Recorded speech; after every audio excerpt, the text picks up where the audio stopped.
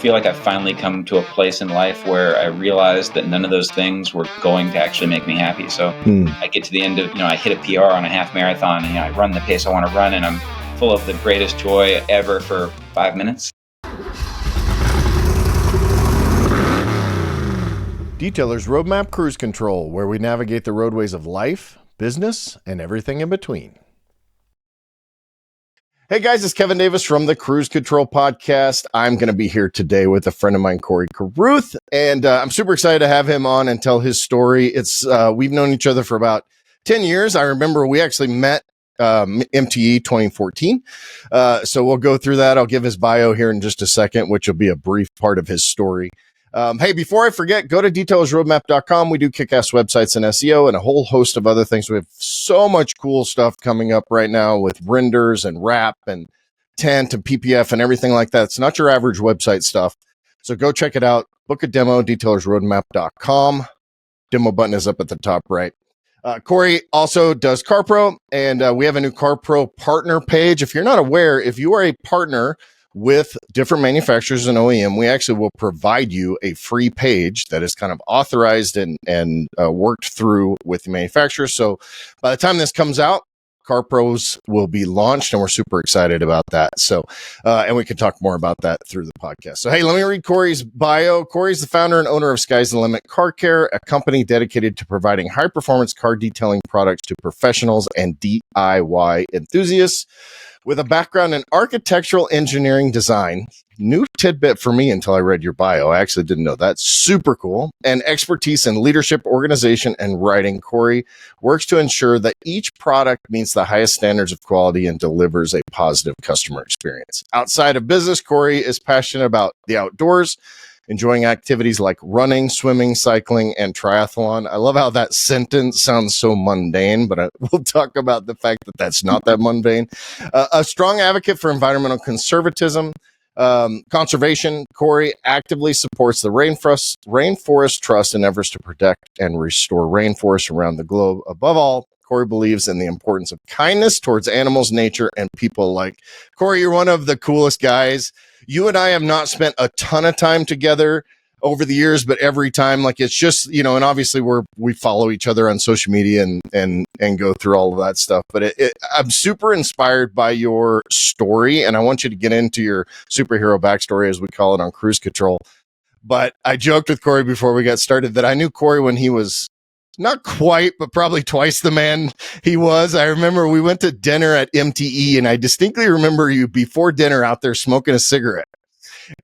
And like, you were not exactly the picture of health that you are now. Like, I think if most people don't know that about you, seeing the crap that you do now, it's like, really? That's such a transformative thing that you've done in your life. And one of the things I want to touch on as we go through this podcast is like how that life change came about, and then also how that impacted the way you do leadership and business and everything you do in your life, because you can't make that kind of transformation, which I think is the best word for it, without it affecting. So, hey, Phil, thanks for coming. First of all, fill us in on your superhero backstory. And like I said before, talk as long as you want. I love these stories. Okay, you got it, Kevin. First, I want to thank you for having me on here. I really appreciate it. That little backstory, I really appreciate the introduction. And it's so funny when you mentioned the cigarette, I didn't even remember that, because it's so crazy how drastically you can change your life. When you start building different habits, and I didn't even realize that you'd ever known me when I smoked. I knew that you knew me when I was far more overweight, but when you brought up the cigarette, it just kind of, the hairs on the back of my neck raised, like, wow, like it's like, oh yeah, I smoked. It's a former life though, basically, right? Like that's, yeah. Yeah, I don't even know that person anymore. And it's just so weird, because it was so hard for me to quit being that person. I smoked from when I was 13 years old until I was 39, going on 39. I remember when I was, well, a little backstory. Like you said, I'll give you the kind of short version, and I'll let you ask me whatever you want to ask me, so I don't drag this on too long. Because, like I mentioned, you don't know what you're asking for when you tell We me. like being in the weeds. We love those rabbit trails and all that. So. Many tangents, yes. So anyway, I was born over actually. This actually correlates to a lot of things too. So I'll actually mention it anyway. So I was born over in a country called Papua New Guinea. If you're familiar with Haiti and the Dominican Republic, it's kind of that type of shape where you've got two different countries on the same island. But Papua New Guinea is a much larger landmass than Haiti and Dominican Republic. People think of it, oh, that's just an island. But Papua New Guinea is actually the ninth largest landmass on this beautiful planet. So you've got the 7 continents, obviously. Then you've got Greenland. Then you've got Papua New Guinea. It's located right over there near the Mariana Trench, near Australia and New Zealand. Half of it is Indonesia. People are probably somewhat familiar with Indonesia. Mm-hmm. Indonesia has thousands of little islands and just beautiful, gorgeous places. And then they also inhabit half of the large landmass of Papua New Guinea, which is mostly rainforest, and of course you've got a coastal area and everything in between. The other half of Papua New Guinea is New Guinea. They got their independence in 1975. Anyway, I was born over there in 79. My parents were missionaries there. They were both from the States. We moved here when I was 10 or 11 years old in 1989. We were supposed to just come here for furlough. I was very happy there. It's a very different culture. It's like, that's a whole different story. It's really hard to get across how different of a culture it was. But let's just say I was very different from many of the children in America. Anyway, when we moved to the States. Should we nickname you Mowgli? Is that, it's that kind of thing. Yeah, it's very different anyway, for sure, in different ways. But we were supposed to just come here for furlough so I could meet my grandparents and my cousins and other people. In New Guinea, we lived in a tribe, literally a Stone Age culture is how different it is. We didn't have electricity. I wish I could pull this picture off my wall easy for you, but it was very different. Anyway, we moved here. We were supposed to just be here for a year for furlough, vacation type of thing. And we ended up staying. Long story. But anyway, I started going to school here, and the culture shock was so dramatic. And my parents, I didn't realize it at the time, but obviously they were going through a lot of culture shock too. I thought, they're from here. What do they have to worry about? Mm-hmm. I was just thinking about myself, But in retrospect, I realized how hard it was for them as well. But because they were so busy just trying to make ends meet, and my dad got a job at a paint and body shop, my mom would clean houses. And, after I got out of school, then I was just left to whatever, my own devices. Anyway, I was so different from everybody. And so I just wanted to have a friend, whatever way I could find one. The people that I ended up being friends with, I ended up getting in the crowd that they smoked cigarettes. And I thought, I got a strong willpower. I could smoke that cigarette so I could fit in. I won't get addicted. I knew they were bad for me. I knew they'd kill you if you kept doing it. But I thought, it won't addict me. I'm better than that. So, started smoking. That's how I picked up smoking. Anyway, getting back to that. So long story short, many, many stories in between. 26 years old, I thought, if I keep smoking past this, I will have smoked for more than half of my life. Mm. And that just was like mind blowing to me. I just couldn't beat this thing, And so I really tried. I think I'd even quit for 3 months at the age of 26. And, I must have got, you get stressed out when you're trying to quit. And I probably got in an argument with my wife, something, and thought, it doesn't even matter. I just have a cigarette, And so, right back into it I was. And I tried to quit various times, but that was one that stuck out to me because it had that 50% of your life kind of impact. And then by the time I was 38, still, working very hard, trying to make a living, build a living when I was 26, 27, into my 30s, and got into my first career. You mentioned the architectural engineering and built that. And then finally started, we'll probably fall back to this conversation about how we started Sky's the Limit Car Care. But when I started Sky's the Limit Car Care, obviously that is something where, if you're already a smoker, you're not going to quit smoking while you're building the business. So anyway, long story short about the smoking is, I hit 38 and I think this is going to be 2/3 of my life. At the same time, I'd building that business for the last however many years I was into it, 5 years into it at the time. So I had been 5 years from when it started Sky's the Limit at this point. And I was at a point, this is 2017, 5 years in, I was at a point where I could finally sleep more than 2 or 3 hours a night. So I was getting 5 hours of sleep a night, and it was almost like I don't want to do disservice to the term PTSD, but that's the only word for it. When you go 3-4 years only sleeping 2 or 3 hours a night, 7 nights a week, and you're balls to the wall every second that you're awake, that you're conscious, just trying to make sure that you can hold, just so you can make it the next day and get everything done. That's the only word there is for it. So I had to retrain myself how to get 5 hours of sleep. Now I have the time. I started building a team, and it wasn't just me anymore. But my brain literally couldn't sleep 5 hours because it was traumatized. Anyway, 2017, that I had finally gotten to this point where I was starting to get sleep, and I got to this point where I thought that everything should be the way I want it. Everything in my life is like, I've worked so hard up until this point. I was close to 38, I guess. And I thought 38, yeah, right around 38. And I was coming up on my birthday, and I thought I should be so happy. And I'm not. This is the first time where I don't feel fulfilled, because I'd always been just chasing something. Mm-hmm. And that was what fulfilled me, because I was like, that's what I need. If I can get to that, as long as I can put all of my work into that, I felt proud of how hard I was working towards something.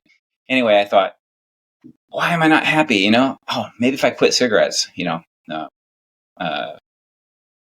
obviously even quitting cigarettes isn't going to bring any happiness to your life, but it's one thing that you definitely should do. It's a win too. Yeah. I've worked on the money. I've worked on this. I've worked on that. What else can I work on? My health. I got to quit smoking. I want to lose weight. I weighed a lot by then because I, only drank soda and didn't sleep, and was just destroying my body on every level, building business and whatever other excuses I want to give you, why my priorities were off. But anyway, so I was like, I'm going to quit smoking, but I'm also going to quit this. I'm just going to start going to the gym. And honestly, if it hadn't been for my friend Brokaw, he held me to account. We were having lunch one day, and he's like, we just both got to do it. We got to, we were both saying, I can't even walk upstairs without being winded, And so we said, we're going to start going to the gym. And I didn't even remember that I liked running when I was a kid. I didn't know. I just wanted to get in shape. I was never going to pick up a hobby like running or any of these things. But we showed up at the gym. Every morning, Brokaw would call my phone at 5 a.m. or whatever it was, and he'd be like, "I'm on the treadmill. Where are you? Where are you at?" and he held me to account. It was great. So it was just 5 days a week then, but Monday through Friday and so I started going and lifting some weights on the treadmill, stuff like that, or on the elliptical maybe. And then one day, a few weeks in, I was looking at the treadmills over there. I think we'd been in the ellipticals. And then we do weights, and I'm looking over at the treadmill. And I'm like, man, I used to like to run, because at this point, I'm not doing this because I want to. I'm just going to the gym and forcing myself to do this because I know I need to change something in my life. And I look over at the treadmill, like, man, I used to like to run. I think we can go try that. Brokaw wasn't there that day, and so I went over and I started running on the treadmill. And anyway, that's the long story short. What kind of got me into it, and I started replacing cigarette. Once I started running and moving and using my body the way it was designed to be used, and allowing it to create the drugs that your brain just naturally creates to make you feel good about the day when you when you get started in the morning. I was able to replace that with, before it was the nicotine. I'd wake up and I was like, man, maybe I can make it 30 minutes before I need a cigarette to feel good about myself, because I was addicted to that nicotine. Yeah. And I just started replacing that with, another addiction. Yeah. But a much healthier one, at least. And that's the short, I guess, story to what kind of inspired me to change things. Yeah, I mean, and then they do talk about replacing one addiction for another. But one of the things I've noticed, and I'd love for you to talk about this as we get into it more, is it seems like, and you're like 100-miler, 50-miler guy. Like, this isn't like, hey, Corey did one triathlon. Like, for me, we've done probably 10 halves, and I did 2 marathons because we wanted to be in that. We wanted to say that we did it, right? Yeah. I'm what I would consider top heavy. I'm not, you have a runner's build. I do not have a runner's build. I do not really like running. And so, because dude, I'm very shoulder, chest oriented. Like I've got a lot of mass up top, and it's just not my, I'd rather go lift heavy things. Yes. So for me to say we've done a couple of marathons and then we decided not to do any more marathons, that's cool. We do it, my wife and I are training for this little 10K that we're doing now, which is kind of a virtual thing. So which we do maybe once a year, but we ran like 12 miles last week. That was like a big week for us. So we're not runners. So all that to say, when Corey says I enjoy running and cycling and swimming, it's kind of it's a little bit underscored. Tell me, like, I want, like, what kind of events are you doing and what kind of mileage are you doing and that kind of, because I just want to put this in context. Sure, I'd love to talk about that. Thank you. Yeah, if you would kick my butt every day in the gym, I definitely need to get stronger there. And then on the other side of it, I'm really proud. I've definitely put the work into doing a great job with the endurance. Yeah, we're happy at, like, we ran a 9:05, like our average the other day. Yeah. And that's good for us. We're like, yeah, that's respectable. Like, we're not going to run faster than that. That's about as fast as we want to do a mile. So anyway, that's terrific. Yeah, absolutely. Yeah.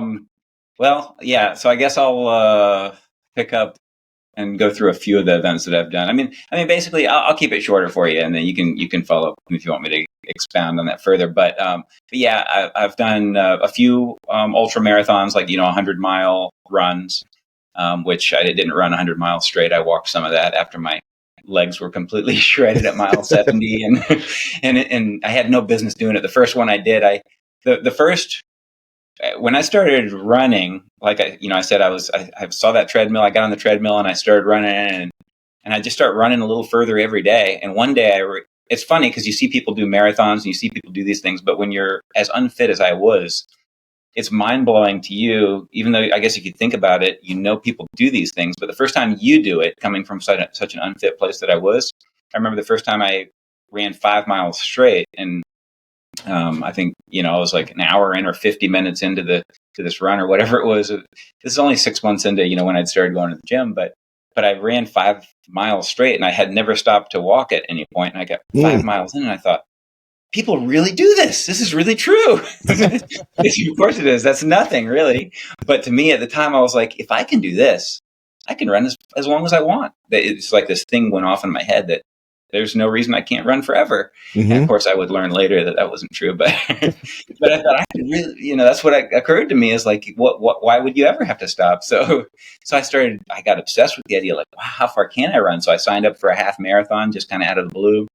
And I ran my first half marathon. And then as soon as I finished that, I thought, I'll sign up for a marathon. And, if only I knew now what I knew, or if only I knew 7-8 years ago when I was getting started on that journey, what I know now, I could have done it so much better, but I guess I wouldn't have. I still would have been crazy about it. So, cause that's just like in what way? I'm curious what that means.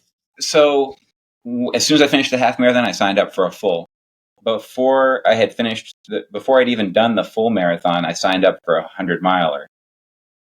That's dumb. Like, that's really dumb. You could debate whether or not doing a 100-miler at all is dumb, but it's definitely dumb to sign up when you've only been, like, I hadn't ran really since I was, in 20 years. Yeah. And you have to build a base, and the way your muscles, and all the stuff from the gym is probably a similar thing, but certainly with endurance, you have to build up a base. And if you run and slowly build up your running, your aerobic capacity and all of these things, not at a hard, crazy level where you're just damaging yourself, but an aerobic base. If you build that aerobic base up in a healthy manner for 7 years, now, after 7 years, I should probably be doing my first 100-mile ultra. That would be fine, or at least not as unhealthy as what I did. But doing it with, your body not having any, I guess it's just dumb. And mechanics like foot striking and stride length and, your VO2 max and all of those things, that the way you breathe, like there's so much, going out and running 5 miles or even a half is pretty doable if you had the time, right? Like for almost anybody, but like for when you get into that ultra cardio, then it's a little bit different. Yeah, exactly. But anyway, I did, and I don't have any regret over it because it really changed. I learned so much so quickly, but maybe a little regret just because of my heart. But anyway, but yeah, I signed up for that, and then I did that 100-mile ultra. I've done a couple ultras, and I thought at the time, after I do this 100, I hadn't even done it yet. I thought after I do this 100, I'll sign up for the 200, and then I'll do the 240. Like, I just have this. But I'll tell you, after I did my first 100, I had no interest in doing more than that, and I thought, I don't even think I need to do too many more of these 100s, and I'm in no rush to do even one more. Of course, I have, but I'm because it's so damaging to your body. So damaging, and it's not fun. Like Yeah. fun is not the word for it. It's torture is what it is. It's masochism, basically. It is. A lot of it is. Like I'd say you could work up to 50 and it'd be fun. Of course, you'll have peaks and valleys. Even in a marathon, you'll have times that you reach at least once or twice, probably once you get past maybe 19 miles or something. 18 was always like this. Why am I doing this? This sucks. Exactly. Yes. Just like when we started doing the training runs, because we did the full training too. Once we started getting like 15, 16, 17, 18, and it's like we used to leave the house on like a half day of school. We would leave the house and go run, and our kids would get on the bus when we left, and they were getting off the bus when we finished those. And we're not fast. Cool. But it's like, it's like, what? This is nuts. Why are we doing this? Exactly. That's what I started asking myself is, why am I doing this? But it's interesting, you hit that valley at 18. If you can get past that, then you can get back to and what's weird is you can get to mile 30, 35 or something and hit the greatest peak. Like, the chemicals and stuff in your brain are weird, right? It's weird things they'll do to you, but you'll get on a runner's high at mile 35 and you're like, the world is so wonderful. I just love myself and everybody around me.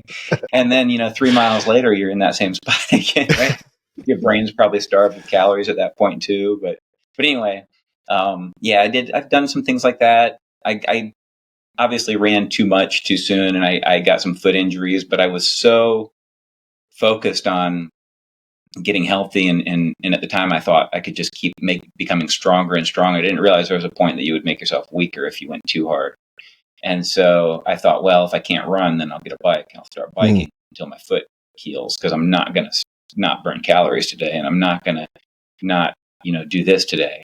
I'm going to keep being better. And so I did that. And long story short, I started doing the cycling and then, cycling, running, gym, rowing, whatever I was doing. And then I did this Hotlanta half marathon, and I met a friend of mine, Arthur, friend now anyway, I met him there. And he goes, "Hey, have you ever done an Ironman?" And I was like, "No, but I'm in. What do I need to do?" I didn't even know what it was. That sounded like a weightlifting competition to me. I was like, I'm going to have to train really hard for that. But whatever it is, I'm in. And I was like, "What do you do?" And he's like, "Well, you got to run, bike, and swim." I'd never done a triathlon at the time. And he's like, you ran this half marathon pretty fast. You can probably do good at this. And I was like, "I can't swim."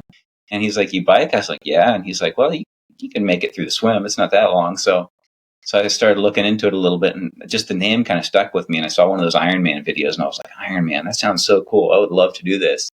And so I thought, okay, well, I learned a little bit of, my lesson from the running. I thought instead of going straight to a full Ironman, most people started a sprint, it's like an hour and a half or 2 hour triathlon or an hour triathlon. And then they go to Olympic distances, maybe 2 hours or 3 hours, depending on how fast or slow you are. And then there's a 70.3 miles. That's a half Ironman. And at that point, you're doing, 1.2 mile swim, 57-mile bike, and then a half marathon run at the end of it. So you're looking at 4 or 5 or 6 hours. Anyway, he told me, he goes, "Hey, if you can you've done a full marathon, right?" And I said, "Yeah." And he goes, "A half Ironman is easier than a full marathon. If you can do a full marathon, you can do a half Ironman. It takes a little longer, but barely, and you aren't beating up your feet the whole time. You're switching it out, and it's more balanced." And so anyway, that's what got me into triathlon. So I Googled, like, how do I swim, and started going to the gym and dying, trying to swim. And it was the only thing, running and biking came, fine for me. But swimming was like, I hated it so much. I hated every second of it at first. And that just kept me going because it was beating me. And I was like, I'm not going to I hated it so much that I loved it. Like, I was like, I'm going to beat this thing. I'm going to learn how to swim. So I've become a relatively good swimmer over the years. But anyway, that got me to sign up for my first Ironman, which, I swear to God, I thought I was for sure dying by the end of this race. Like, if you see the picture of me, I look like as pale as a ghost. Like, things were very wrong internally. It took me 13 hours, I think, my first Ironman. And so things go wrong when you're not eating right. And, 13 hours is a long time. But anyway, that got me more balanced, because I'm, swimming, biking, and running instead of just running. But then ultimately that led me into something called Ultraman, which there's Ironman, and then there's something that almost nobody has done, and that's an activity called Ultraman. Ultraman is a 3-day activity where you swim a 10K, and then this is day one. Day one, you swim a 10K, and then you get out of the water and you get on your bike and you ride 91 miles, and then that's day one. Day two, you ride 171 miles. And then day 3, you run a double marathon, 52.4 miles. Yes. Yeah, I know. It's so cool. And that got into my mind. And you know where I heard about it? Because most people don't even talk about this. People hear about Ironman, but nobody hears about Ultraman. I read this book from Rich Roll, a podcaster. He wrote this book called Finding Ultra. And it was probably one of the most inspirational books I read. Like, it really actually had an effect on me. Maybe for better and worse, but I read that book, and he was kind of going through his journey, his what do you call it? This superhero journey. Yeah, the backstory. Yeah. So his superhero journey. He was an alcoholic, and then there were certain parallels, very different, a lot of differences, but parallels in that he was addicted to alcohol, I was addicted to cigarettes. Anyway, and his book's called Finding Ultra. And he mentions Ultraman in there. It becomes his thing, and that he wants to do is this Ultraman. And the way he's a brilliant writer. And so I was just, I loved the idea. I got this in my head, this Ultraman thing. And so it's not easy, to do an Ultraman or to even you have to get accepted. And so I applied, and they said, we're gonna accept your application. You're in. So I'm like, wow, this is crazy. I'm going to do this thing that Rich Roll did. This is crazy. Yeah. Usually there's a field of there's maximum 50 people in any Ultraman race. There's only 4 events, Hawaii, Arizona, Florida, and Canada.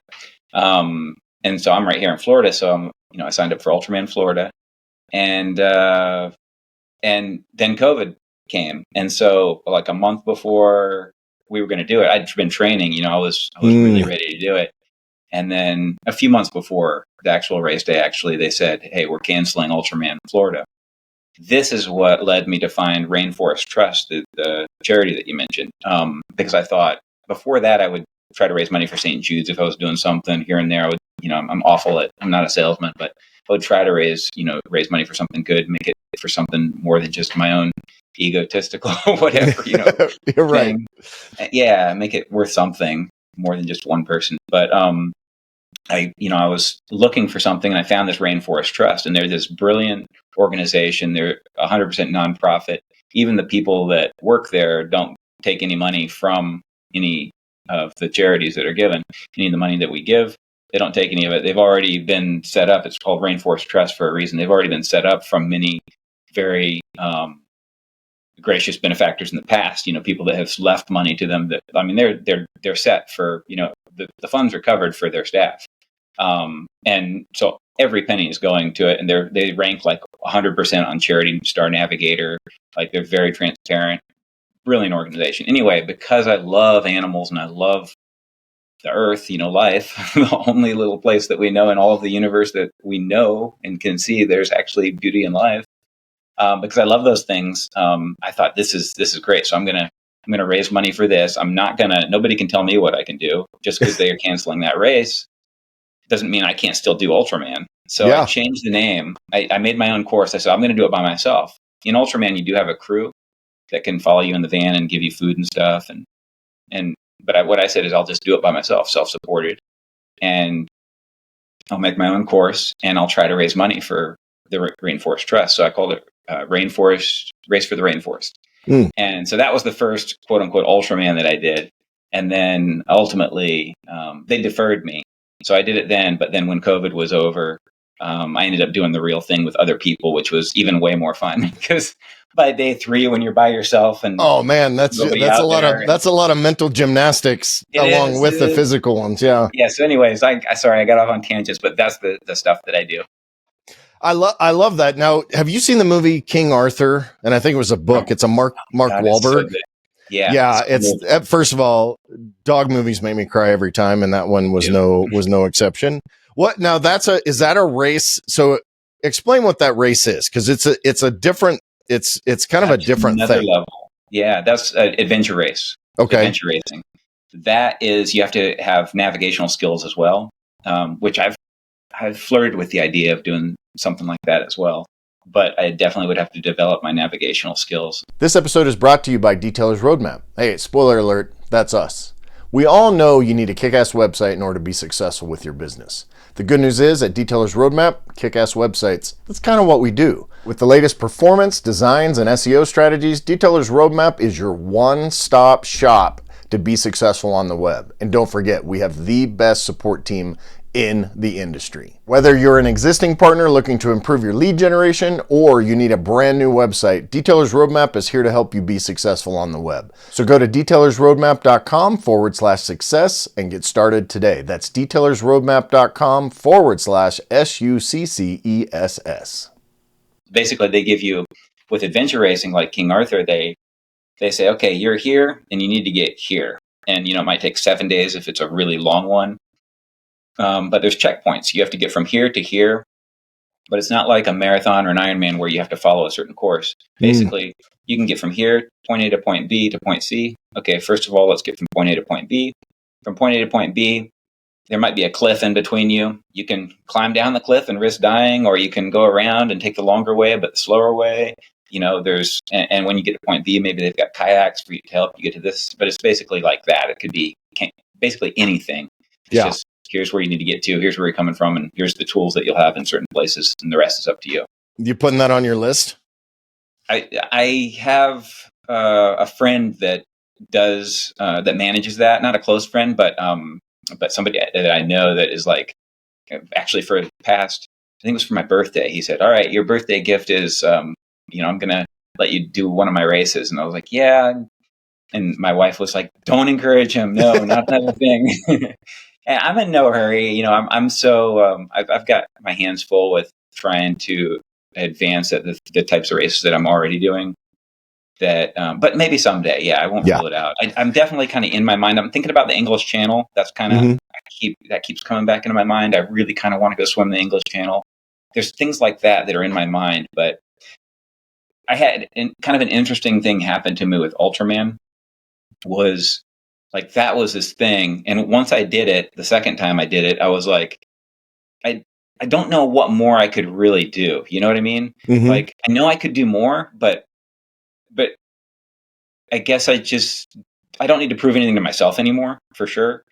And I am going to do Ultraman World Championship. That's in Hawaii. So it's the same thing, but you do the whole thing around the island of Kona. That's where they came up with the original 321 miles that the race wow. Okay. Is because it's 321 miles around the big island. So that's the big island. That's on the big island. Exactly. Okay.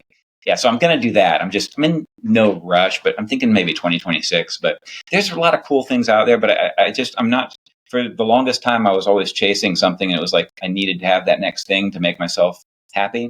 And I feel like I've finally come to a place in life where I realized that none of those things were going to actually make me happy. So I get to the end of, I hit a PR on a half marathon, and I run the pace I want to run, and I'm full of the greatest joy ever for 5 minutes. Nobody cares. Like, it doesn't actually mean anything except for to me, which is important, for 5 minutes, and it's great, and I love it. But that's the next day. I'm not any different. I'm not any better than I was.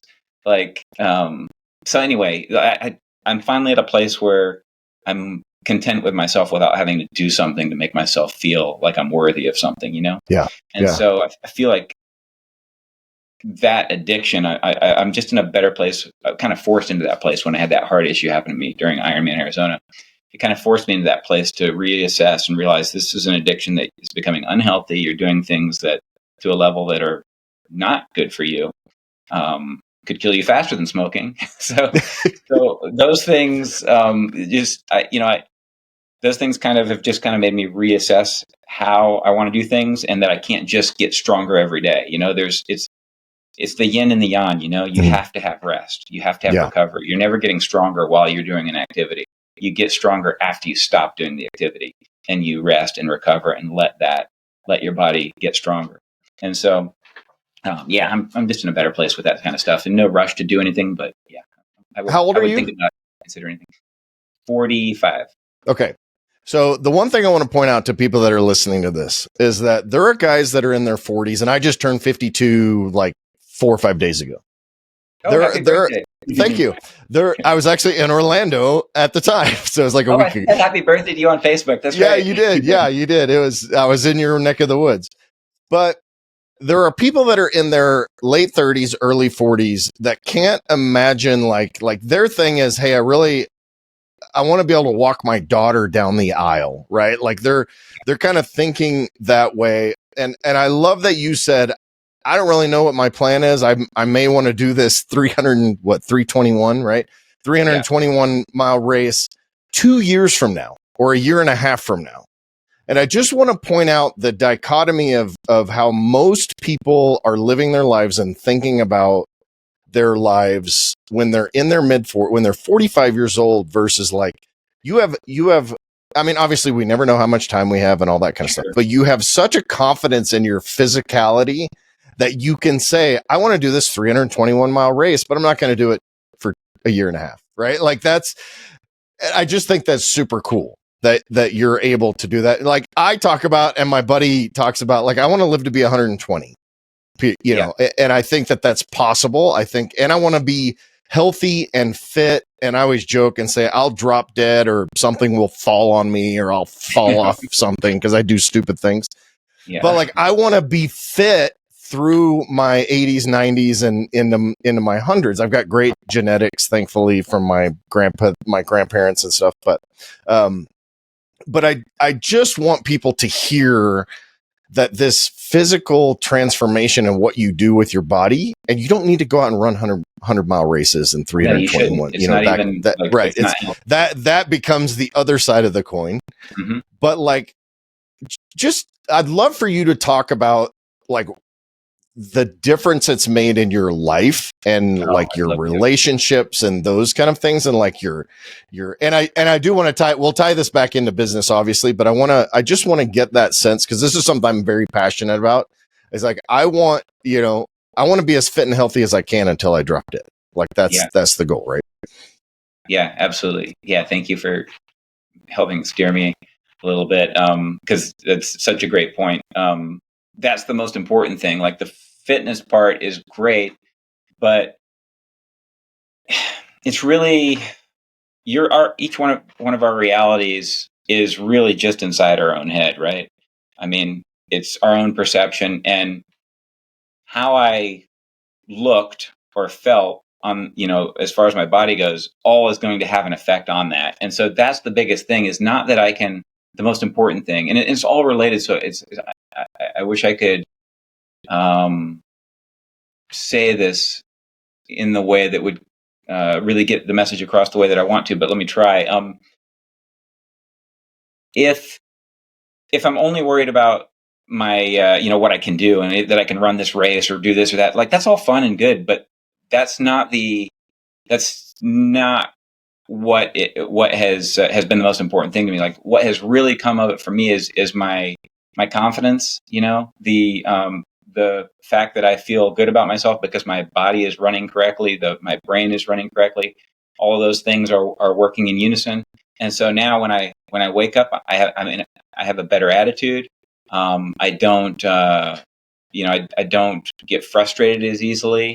I see the world through a much more different lens than I did when I first started this. And obviously I can't give all of the credit to just my exercise, because I've done a lot of work throughout that. I've done a lot of work internally as well, spiritually and mentally, mm-hmm. and emotionally.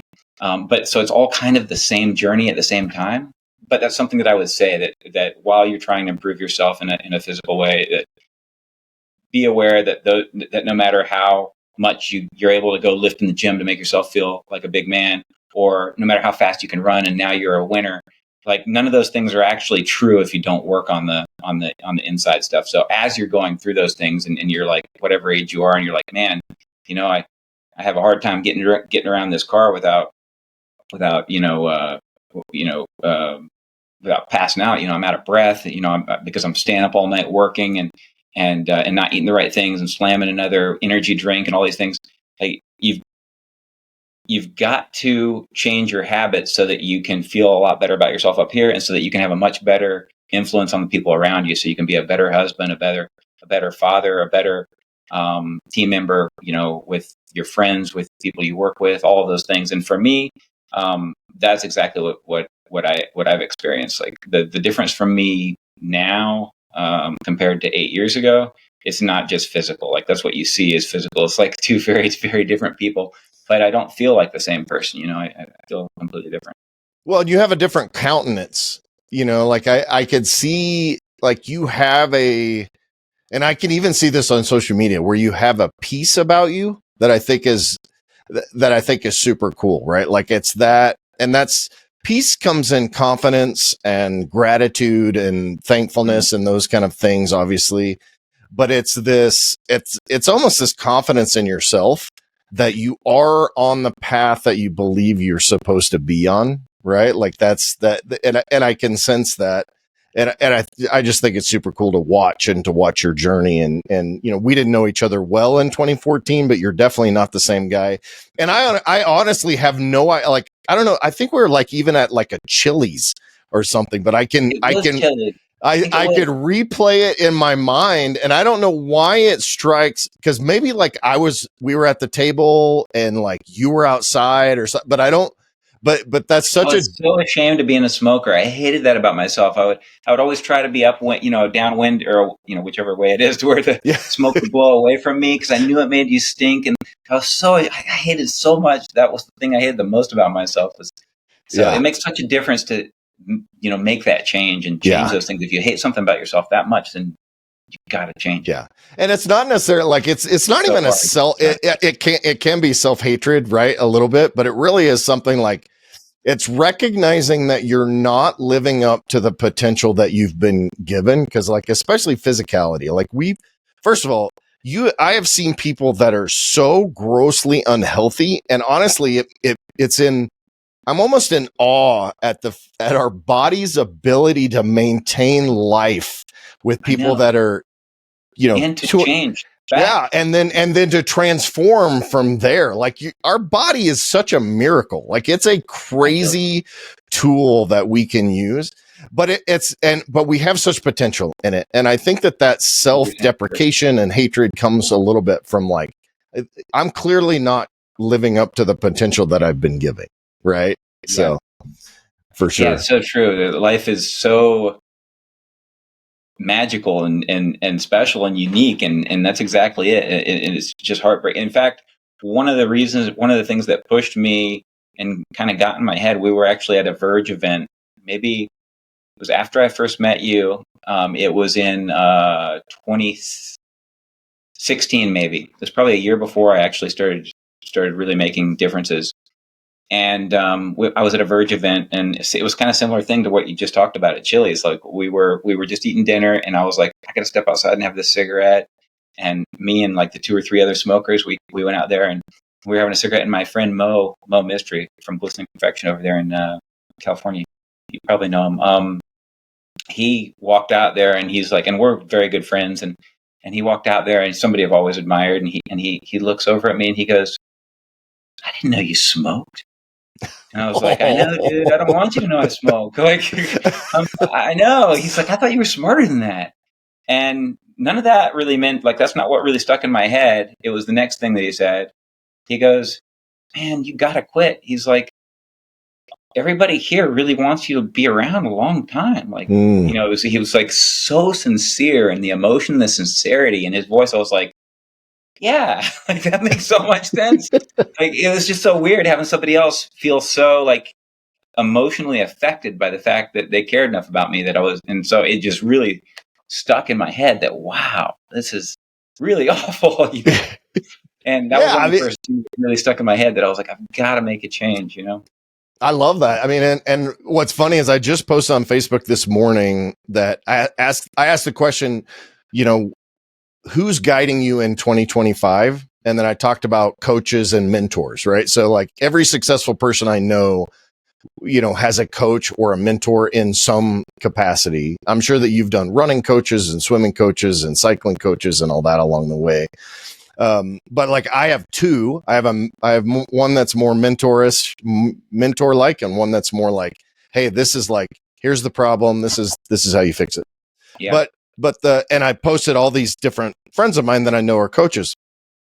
But the reason you need that is because you need someone in your life to say, dude, like, you already know this is not good for you, whether it's a business thing, a personal thing, relationship things, whatever. You already know that this is, but you almost need me to tell you that. When we were in Florida with the detailing summit, I was in Miami, and I had a conversation with a guy from Texas, and he was like, my wife has been begging me to do, and I don't want to share too much, to do this thing, but I have been pouring so much into my business that I just haven't taken the time to do it. And so I said to him, I'm like, all right, so tomorrow I'm going to take one of these two things. I'm either going to destroy your business and you're going to have to start over, or I'm going to take your family. Which one do you choose? Hey, you know that little thing on your phone when you search and you say business near me? Well, people aren't finding you when they search for ceramic coating near me, detailing near me, tint shop near me, PPF shop near me. They're not finding you as well as they should, or they're not finding you in the areas that you'd like to. Detailer's Roadmap has a solution. I want to introduce our new Google Business and Maps Accelerator.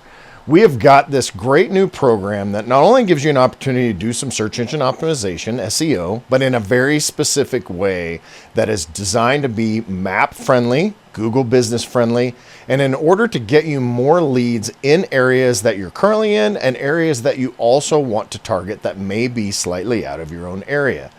So go to detailersroadmap.com, use that little schedule a demo button at the top, and tell them in that form that you want to do the Google Business and Maps Accelerator program. Take a look at that. It's very cost effective and a very entry level price, and it's awesome. And like, it was crazy because his you could see the almost like the light bulb over the top of his head. He sent me 2 days later a selfie with he and his wife doing the thing, and they were working out. So I'm not sharing too much, but they were in their home gym working out, and it was like 9 or 9:30 in the morning his time, right? So like, he had made, and I reserve my mornings up till 10 a.m. so that Michelle and I can work out, because that's our time to do it. That. But the point I'm trying to make is, like, he already knew that he needed to do it, but in asking someone else the question and being able to frame that can really make a huge difference for you to be able to, like, oh, that's right. That makes so much sense. I'm going to do this thing. It does. Yeah, I can't remember who it was, but I heard somebody on a podcast a couple weeks ago, and they said that the question that they always ask people is, if you could switch positions with Warren Buffett today, and everything else, the only difference is that like, you have to literally switch. You can't just take his money, but you have to literally switch positions. Will you take that? And he said nobody has ever said yes, not once, because. Dude, he's 90 something years old. But it makes you think, like, oh yeah, maybe I should take care of myself, because obviously the money that I'm sacrificing my health for money, it's not a fair trade. Of course, for a few years or whatever you need to do to get something going, but long term it's not sustainable. And it's just so obvious of what's more value. Anytime, I mean, even if you get something to where you're, any kind of injury, any kind of health issue that you're having, anybody that suffered from a health issue or had somebody that they love that has a health issue, immediately, all these things that you always fill your day with worrying about, because we're humans and we have to come up with something to have anxiety about, right? The better our lives are, the more we'll come up with something dumber to have anxiety about. But is the second that you have that type of serious illness or something that's really painful that's not going away, you immediately could care less about anything else. And you finally have the gratitude and the appreciation for all of the amazing things in your life. And you think, God, if I could just not be suffering with this, then I'd be so grateful and I would love my life. My life is so extraordinary. And it's the same life you had yesterday when you before the health issue, and you were thinking, man, my life is, poor me. And so it puts things into perspective for sure. Health is so important. Yeah. So, I love these conversations, first of all, but can you walk me through, like, what was your journey from an entrepreneurial standpoint? And how does it, like, coincide with that similar journey with this? Like, because I mean, you're we homeschooled our kids, and I always talked about that as the entrepreneurial approach to education. That was kind of the tagline I gave. Mm-hmm. But I'm guessing that you've taken a very similar entrepreneurial approach to your fitness and your running and triathlons and all of those as you did with your business. First of all, if anybody thinks starting and running a product brand is easy, it's definitely not. So I'm curious about that, because you're like, I'm only sleeping 2 or 3 hours a night and I'm working 7 days a week. And I'm, what is the motivation there? And like, what did you learn from that? Because we are still very much in this stupid hustle culture, which drives me crazy. And I make fun of people all the time on this podcast. Like if you're posting a picture of your watch at 2 a.m. polishing a car, there's something wrong. Like, unless you're getting ready for SEMA, like the next day, you shouldn't. We got to fix something in your business so you don't have to work at 2 a.m. But you kind of walk me through that, because I love these entrepreneurial journeys, especially guys that are a little bit older, like us. I've got 7 years on you, but like walk me through that. Yeah. Oh, I'd love to.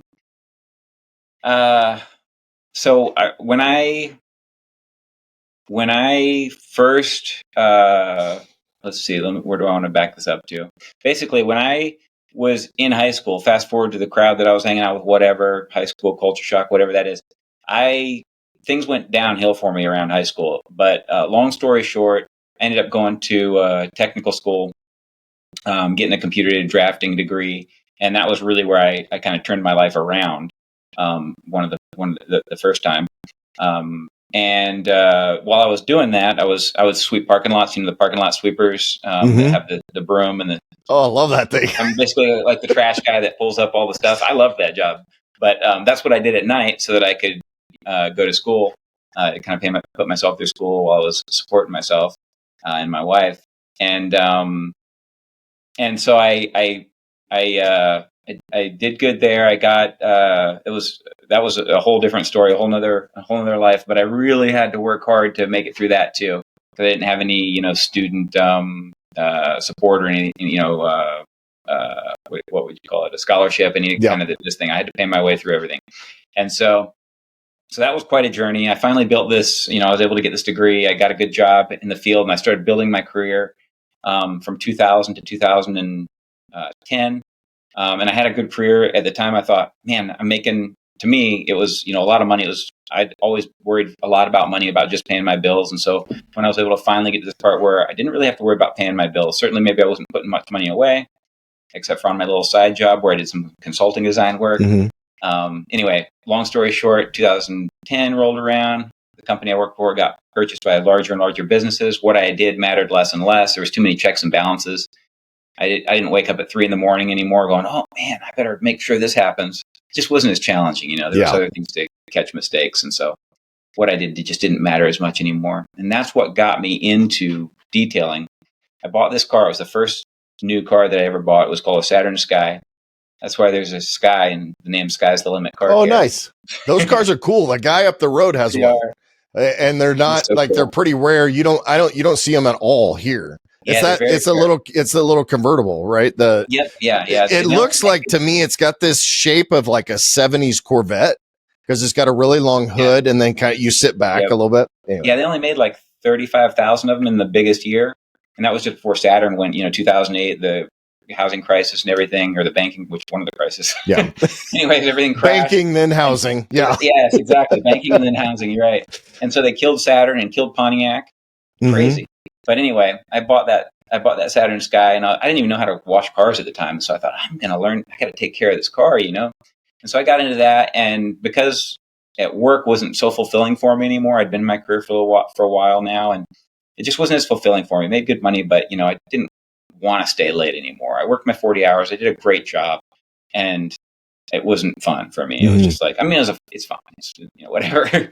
But I thought, what? Kind of my OCD type of nature started coming out in my detailing. I started learning how to detail cars, all this stuff.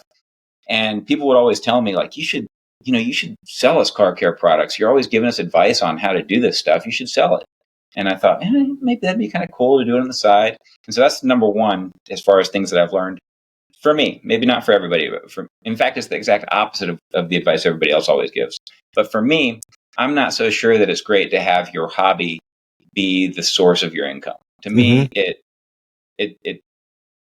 I enjoyed detailing more when I wasn't making money selling the products. I'll put it that way. I've talked to a ton of people. Like I've had friends that are amazing woodworkers, and as soon as they sold their first piece, they hated it. My wife is an extraordinarily good baker, and especially doing like 3D cakes and these amazing creations. But it's her hobby.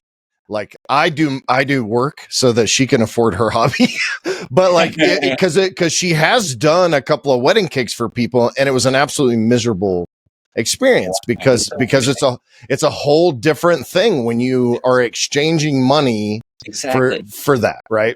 It is. Yeah, which is why now people are like, you should coach triathlon. I'm like, no. Great business. I love what I do in my business. I love the people that are there, and then I love doing this separately for fun. But anyway, yeah. So long story short, I got really into detailing that way, and then CarPro came along. There was another brand that I would use their products a lot, Ultima, and CarPro came to me and said, "Hey, we're going to launch this product called Seaport's Finest." At the time, they already distributed their products through AutoGeek, but they said, "Hey, we're going to do this something." Back then, all these ceramic coating people didn't have installer only coatings. They just right. And so right at that same time, Optimum, CarPro, and G-Tech, right around the same time. I don't know who was first, but they all actually probably Optimum, but theirs was a little different, and they didn't call it a ceramic coating. But yeah, Optimum I think was the first one in the States to do it, and then G-Technic was a little bit. They were still in Europe mainly doing their thing. So yeah, but those were basically the three companies that were doing something, and I think CarPro was the second one behind Optimum in the U.S. that said, "Hey, we want to make a certified only coating, but we're going to do it differently." Avi came to me and said, "Hey, we want to. I'm going to create this product. We have already basically got it created at this point, done, called Seaport's Finest, and it's going to be certified installer only, but we're going to be really selective about how we do it. It's going to be our flagship coating. It can't get put on. You can't just sell it to anybody. You got to find guys that are going to do a certain level of quality, like a really high level, the 1% of the 1% quality, and put it on these cards, blah, blah, blah." And so I was like, yeah, that sounds interesting. And then I thought, but if I got it, like, it'd be cool to do this on the side, but like, I wasn't thinking this, right. I was just thinking, I'll just do it on I have a career. Like, I wasn't thinking I'll quit my career and do this. I was just thinking, yeah, I could do that on the side. And it's funny to say it now, but I thought, yeah, let me think about it. And I thought about it, went back and forth, and I thought, man, it's going to be a lot of work. And so I went back and forth on it, kind of thought everything through. And there was only one thing that I didn't think through over the next few days that I was pondering this and really deciding on whether or not I was going to do it. And that was that I thought through all the little details and how hard it'll be. And I thought, I can do this. I'm going to do it. Never planning to quit my career. I'm going to do it on the side.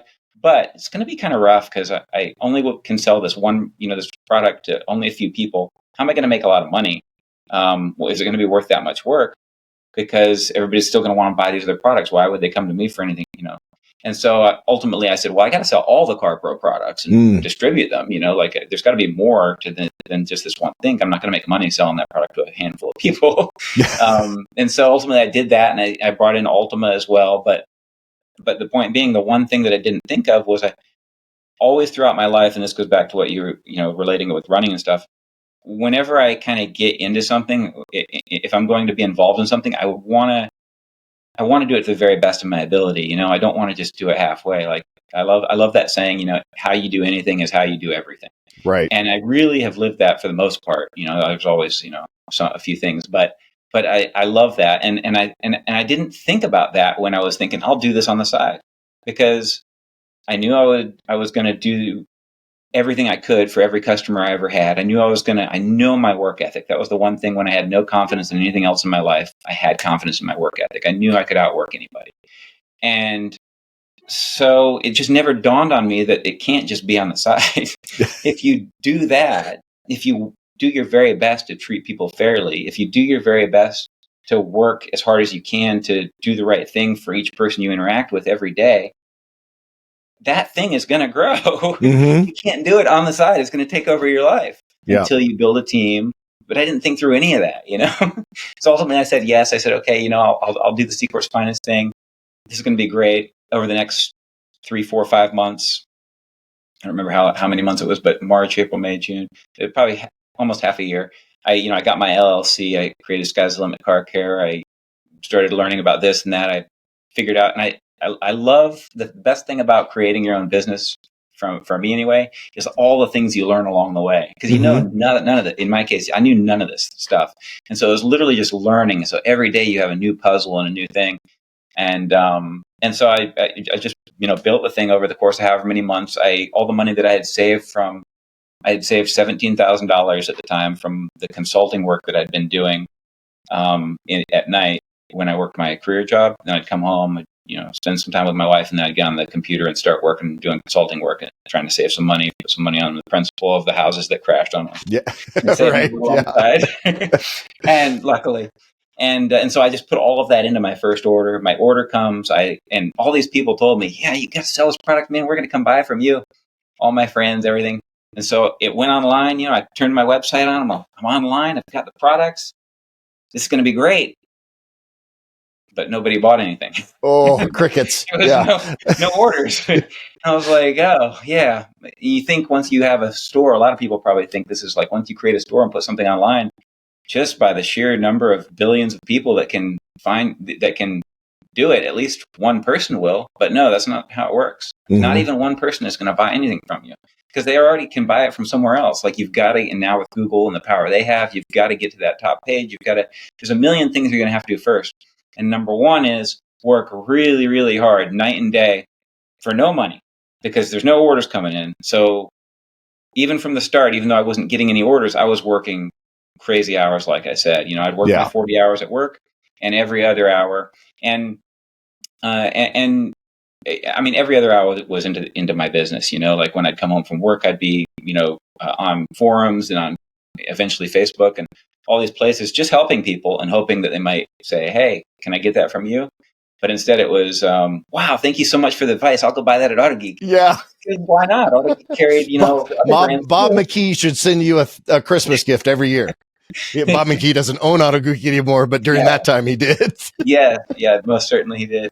But yeah, no, people but there was maybe 2 or 3 friends, my friend Jim Heise, and my friend Jim Olson. Both of them, they were my first 2 orders. I still remember, and they were friends of mine. And they were basically pity orders, I'm sure. But they were I had the stuff they wanted anyway. Yeah. And they were well, they'll probably give us a good discount too. So I had to give them a great discount. And then after a great discount, and we're friends, then I was able to. There's an order, and there's an order. And then I remember the first order that I got that I didn't know who the name was. So first it's an order this day, an order that day. There's days with 0 orders, and I'm just constantly trying to help people and hope that they will order something from me so I can get paid too. And then I this order came in that I didn't know the guy's name, and I was like, at this point my perspective had completely changed. So instead I was like, why would this guy order from me? Not why am I not getting the order? Why would he order from me? This is crazy. Who is this guy, and how did he find me?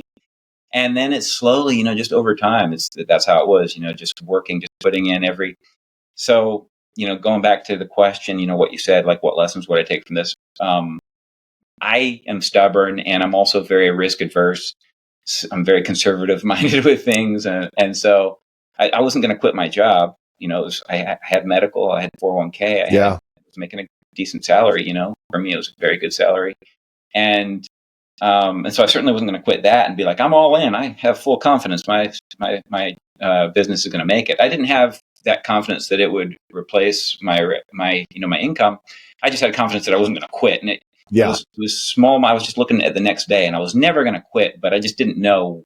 There was eventually no light at the end of that tunnel. It was I remember waking up, day after day, on 2 or 3 hours sleep, and being like, I got to get to work. I got the weight of the world on my shoulders, but I've got to make this thing happen now. I'm not going to quit. I'm already invested in this. I'm just not a quitter. I just am not designed that way. And so I remember probably a year in, maybe 6 months to a year in, I finally was seeing in my business account in my bank, I was finally seeing to where hey, I think I'm actually making a little bit of money. Mm, I was at the time, I was way too busy to really be balancing books the right way and right. anything. It was just I was just making sure that before I fell asleep each night, that was kind of my rule. Like I wouldn't go to bed until everything from the day had been answered. Everything I hadn't been able to handle over the phone, every email, everything had to be done before I went to bed, because there was no backup. If I didn't get it done, then how would I ever get it done? Because next day would be the same thing all over again. Right. And so I would just have fallen behind and it would have all collapsed. And so that's why I would sleep, I mean, there was days where I stayed up and it was 6:30 in the morning and it's time to go to work again. And so I just went all the way through the day. Wow. And so I was just destroyed doing that. So back to the point, one of the lessons I would say is that, I mean, for me, it's just the way I'm designed. I would not have gotten a loan. It's just not how I do things. And maybe now I don't know. It's just not how I do things. I know there's a lot of people that are a lot smarter than me that would say, get a loan and do this and do this and do this. And they're all people that are a lot smarter than me. I can just say the way that I did it was exceedingly hard and probably impossible for most people. And so you do need some, that might have been the smarter way to do it. That's probably the lesson that I should have learned, is that I should have borrowed money, written up a business plan and gone to a bank and said, look, I'm determined. This is everything I'm going to do. This is how I'm going to do it. Let me borrow the money. But I just couldn't stand the idea of paying interest rate and throwing away money, on a loan. And so I thought, I've worked hard enough to put this money to get started with, and now I'll just finance it with my job, with my 40 hours, Yeah. And so that's probably a lesson learned for somebody. Yeah. And I mean, I think that it's for you, it worked, and for you had kind of this side, as I say now, side hustle and all that. And you built that, they do have they do have the phrase, which is income generating debt versus consumer debt. Right. In real estate, essentially that's what you're doing.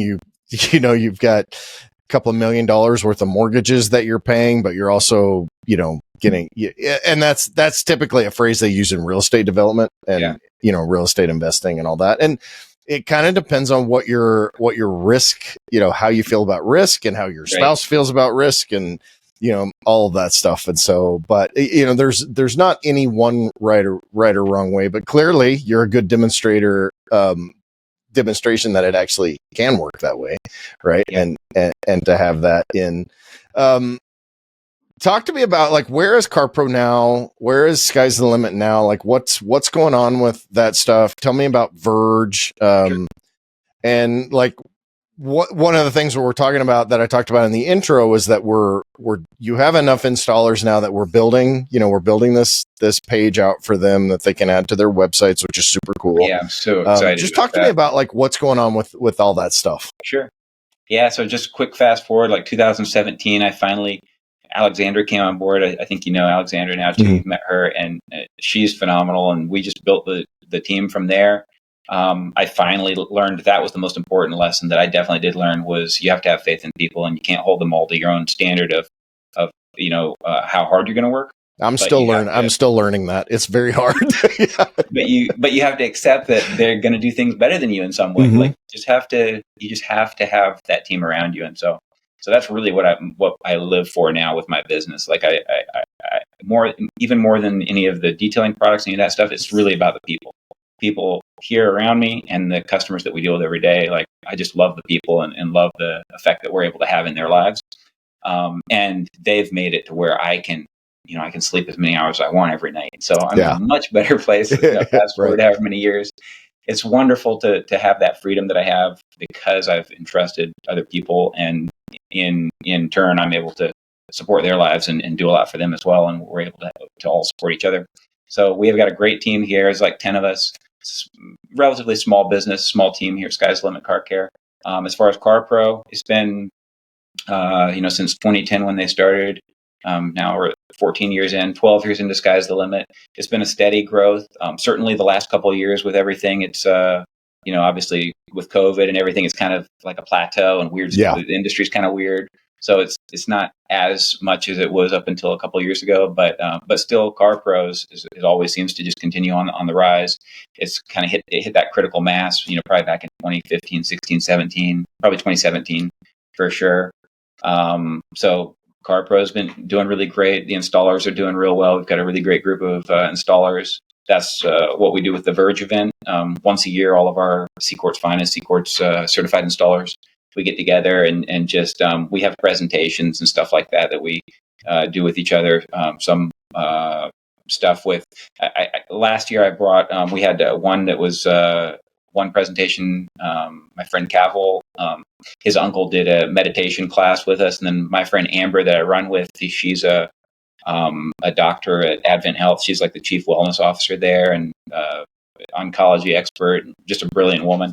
And she did a whole presentation on health and some of the stuff that we were just talking about, but with related to food and sleep and different things like that. And of course, we do some stuff on marketing and different stuff like that. And yeah, going back to Roadmap, we're super excited about the page that you guys just got finished, and really excited that some of our installers have been texting me and messaging me about it for a couple months. Like, hey, I heard something through the grapevine.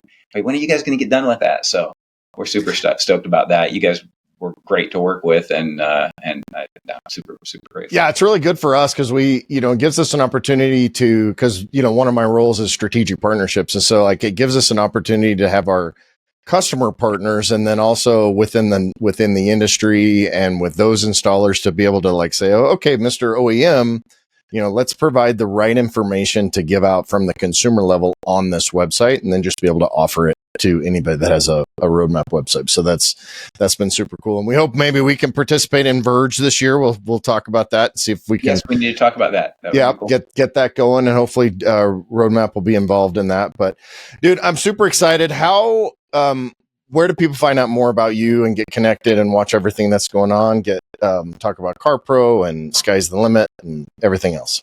Sure. On pretty much all the socials, I guess you can find us at Sky Car Care. Instagram, Facebook, YouTube. We got a great YouTube channel that's really educational. Mm-hmm. You can always reach out to us by email, service@carpro-us.com. And then by phone, obviously, 386-259-0759. All that information is on our website, which is carpro-us.com.